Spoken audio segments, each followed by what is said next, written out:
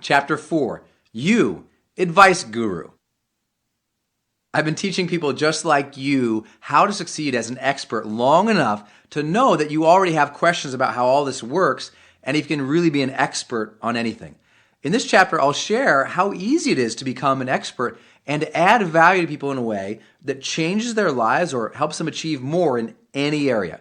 So let's get to the most pressing question on your mind and the most frequently asked question I get from fans around the world.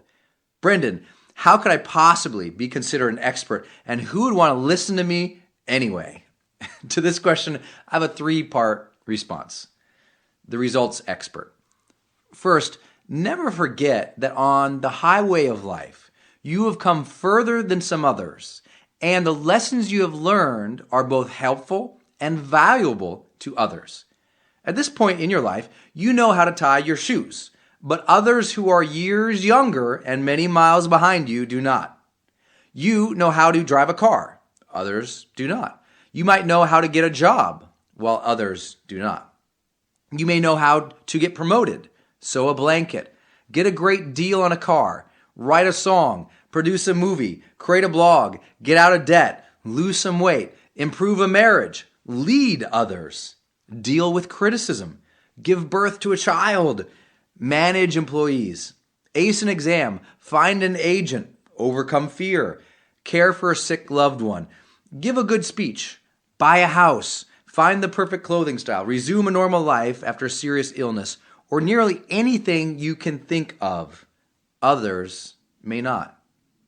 By the simple act of having accomplished some fundamental tasks in life, you have built what I call accidental expertise.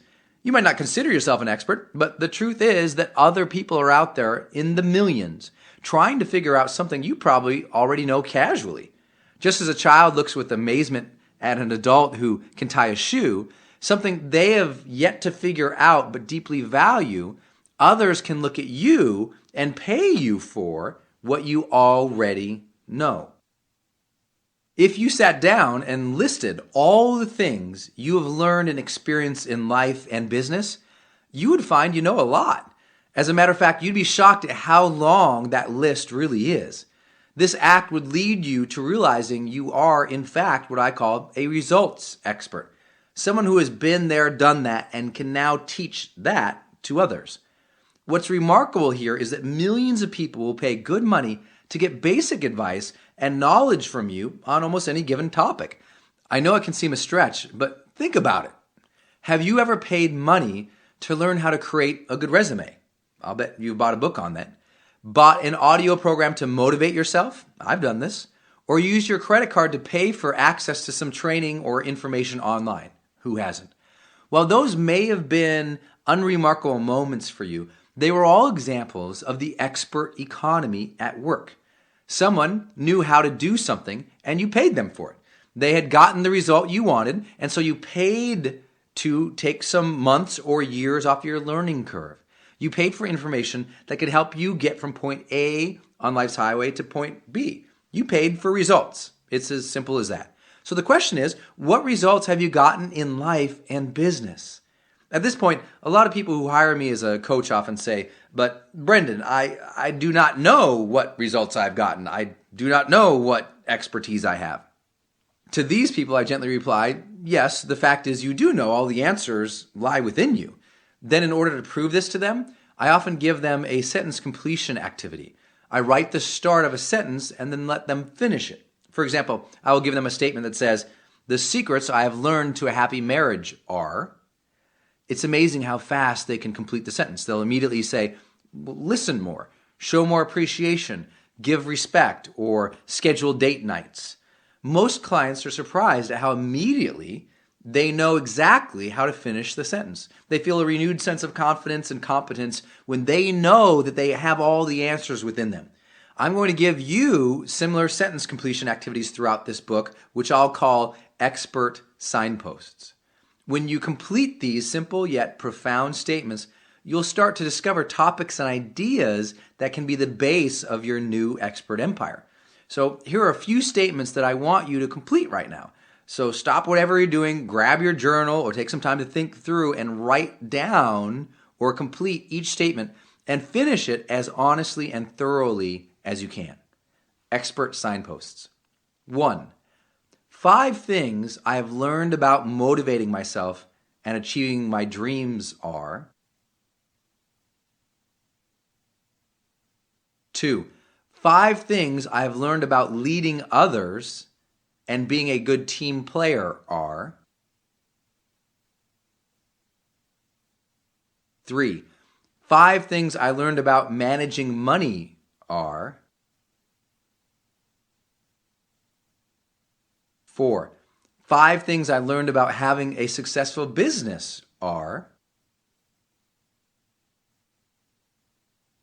5.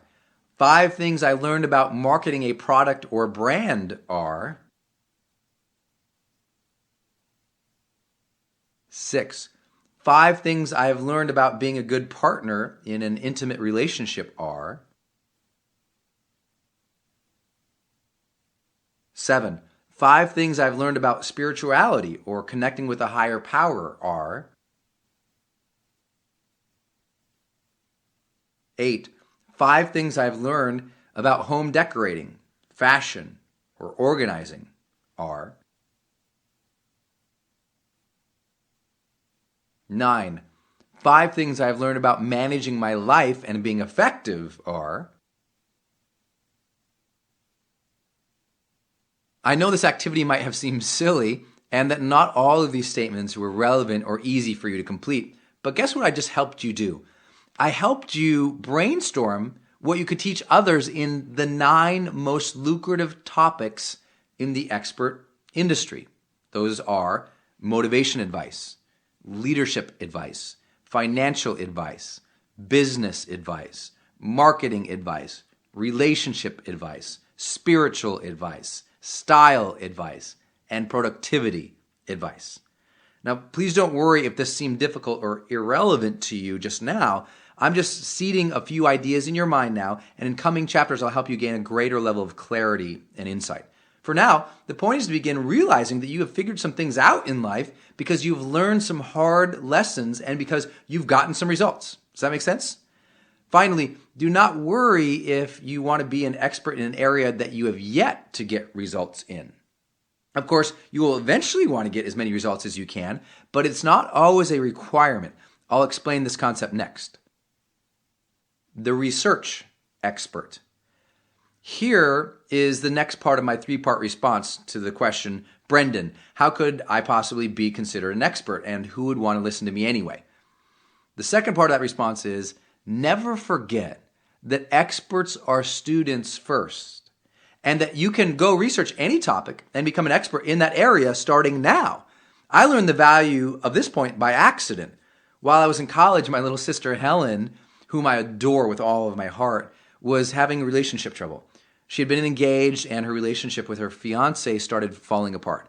Because she and I are so close, she came to me for advice. This would seem silly given the fact that I was single and had never been in a successful relationship myself, at least not at the level of being engaged or married.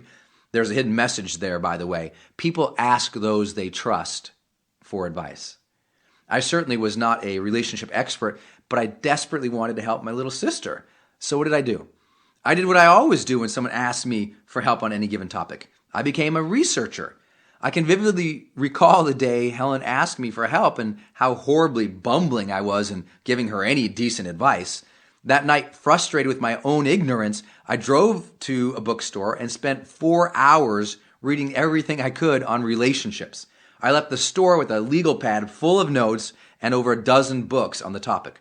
I spent the next week reading and synthesizing everything I learned. The next time my sister asked for advice, boy, did she get an earful, Then something interesting happened. Like buying a red car and then suddenly seeing red cars everywhere, I started hearing everyone talk about their relationship problems. I would share what I knew with them, and suddenly I became an expert on relationships on my campus. One day I helped a student who had happened to be in a sorority with her relationship issues, and a week later she asked me to come to speak to her entire sorority on the topic. And they paid me $300 for that speech. I was so nervous about that speech that I nearly lost my lunch on the way to the sorority. Those two experiences taught me about another type of expert, the research expert. Did you know that you do not need to have ever done something to be considered an expert in it? You do not have to be a results expert. This seems like an outlandish claim, I know, but have you ever seen an academic on television being interviewed about business? They're not even in business, and they've never practiced business principles. But because they studied business closely enough and knew about best practices in business, they were considered to be, quote unquote, an expert. Just as I became an expert on relationships without ever having been married, you can be seen as an expert on any given topic without necessarily having achieved any results in that area. Because this sounds like blasphemy to so many, I have created a rock-solid set of questions that changes people's perspective here very quickly. And here they are. If you were about to invest in real estate, would you take advice from someone who had never owned a home or commercial property? Most people reply, absolutely not. But then I ask this question. But what if that person who had never owned a property had interviewed in detail the top 20 billionaire real estate investors in the world and distilled all their lessons into a 10-step system? Would you listen then? Of course, everyone changes his or her mind and gets the point. If someone has researched a given topic and broken it down for us, we will listen, and yes, we will pay for their guidance. Let me give you a famous example from our expert industry. Have you ever read Napoleon Hill's famous book, Think and Grow Rich? If you haven't, you must read it. The book is about how to build a wealthy life and has been called one of the most influential wealth and achievement books in history. Generations have called it one of the most pivotal books of their lives, and it has sold millions of copies worldwide. What's fascinating about this example is that Napoleon Hill was, by all accounts, never financially rich and never a wild success himself by many measures, certainly not before writing the book. So how could he have become an expert and one of the most influential experts and authors in the history of our industry? The answer is simple. He researched and reported on his topic. The story behind Think and Grow Rich is that Napoleon Hill interviewed rich people like Andrew Carnegie and Carnegie's wealthy friends. From those interviews, Hill simply synthesized what they were saying, finding the common threads of their conversations, and distilled the lessons they learned and best practices into useful chunks of information that helped regular people understand the topic. People paid and continue to pay for this book because it can improve their lives and take years off their learning curve. That is the process of being a research expert. Find a topic people find valuable. Research it. Interview others on it. Synthesize what you learn and then offer your findings for sale so others can learn and improve their lives. When you understand this point, a whole world of topics opens up for you. You can literally become an expert on any topic in the world with enough research. I find that idea freeing because you can actually choose what topic you want to help others with and then go out and master it. Now, I often get harpooned for saying this, so let me make a few caveats and clarifications. I am not suggesting that you go out there and claim to be an expert on something you are not. I am not saying that you hang your shingle as an expert on a topic you casually researched one day on Google. Everything I suggest to you in this book is offered under the assumption that you are a good person, that you act with integrity, that you really want to help people, and that you are dedicated to excellence, and that you would never claim to be something you are not. I believe in hard work, in mastering your topic, and in serving others with integrity and transparency. I've built my career on those practices, and I hope you will too. Now, back to the story and back to our expert signposts. Stop now and complete the following starter sentences. 1. A topic I've always been passionate about is. 2. A topic I would like to help other people master is. 3. If I could research any topic in the world and help people master it, that topic would be. 4. The reason I think people need help in this area is. 5. To start researching this topic more, I could. 6. People I could interview on this topic include. Again, these are simply starter statements to get you thinking. There's no right or wrong answers. The point of my sharing these activities is to seed your mind for later concepts and strategies that I'll share with you. So do not get overwhelmed or worry about what you're going to claim as your expertise just yet. The role model. So far, I've covered these 2 points. First, never forget that on the highway of life, you have come further than some others, and the lessons you've learned are helpful and valuable to others. Second, never forget that experts are students first and that you can go research any topic and become an expert in that area starting now. The first point illustrates that we all follow experts who have been there, done that. The second reminds us that we also follow those who are deeply knowledgeable about an area because they have researched it more than we have. Here's one more insight. Third, never forget that people listen to those they trust, respect, admire, and follow. They listen to role models. This is obvious, but cannot be overstressed. If people believe you are a good person, they will ask you for all sorts of advice. Think about it. Have you ever listened to someone's advice even though you knew they were not an expert?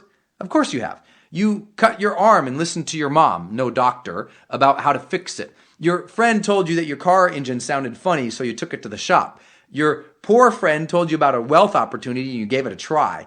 Your overweight neighbor said to eat more vegetables and you thought, I'll give it a shot. I'm always amazed at how this concept shows up in my life. Millions of people have seen me online, on television, in print, and in person. For whatever reason, many of them reach out to me in areas that I have no clue about, offering to pay me tens of thousands of dollars for my quote-unquote expertise. For example, I've been offered $500,000 to help a man I'd never met restructure his company. And I'm not an expert on structuring companies. A woman offered me $2,000 a month to coach her through her divorce, despite the fact that I know nothing about divorce law, or the emotional realities of going through that process.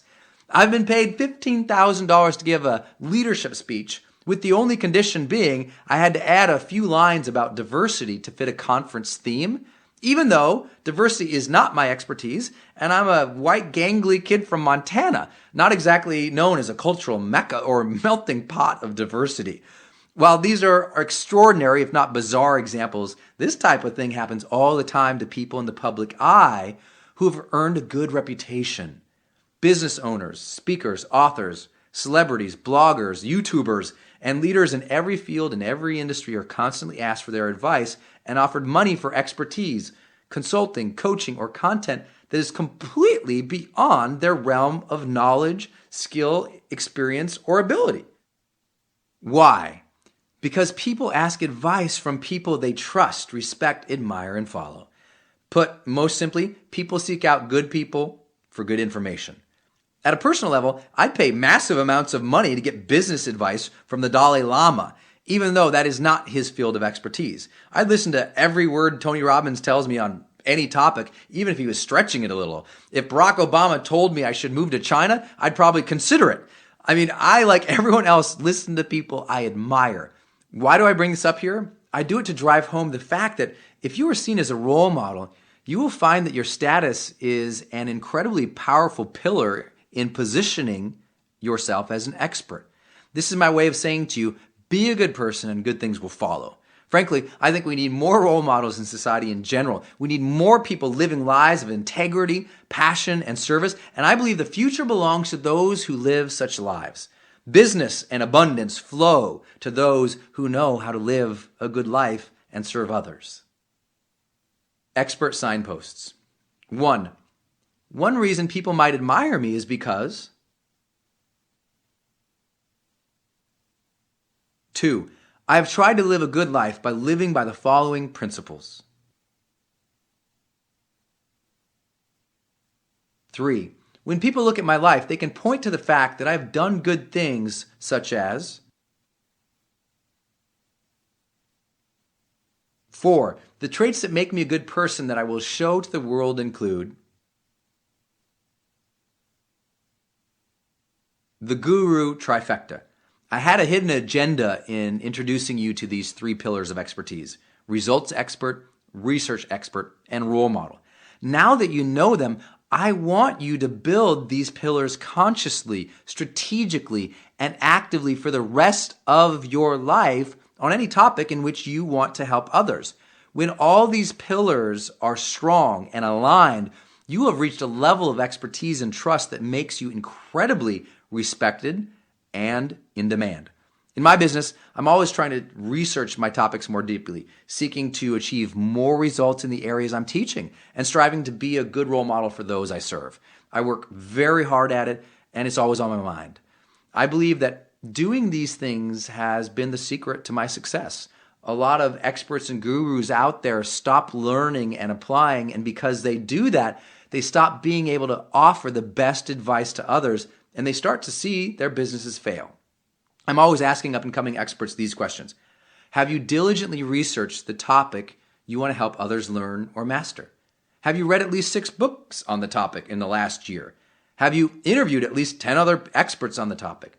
Have you applied your lessons learned and gotten significant results? Are you living a good life that people admire and respond to?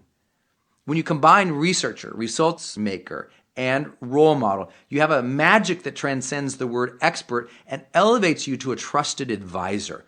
People start thinking of you as a guru on your topic in the positive sense of the word, making you one who spreads light and wisdom. Suddenly, people start asking you for advice all the time, and thus you can have a real business serving others with your advice, knowledge, and expertise. How can you have a real business doing this? How do researchers, results makers, and role models actually get paid for their information? We'll cover that in the next chapter.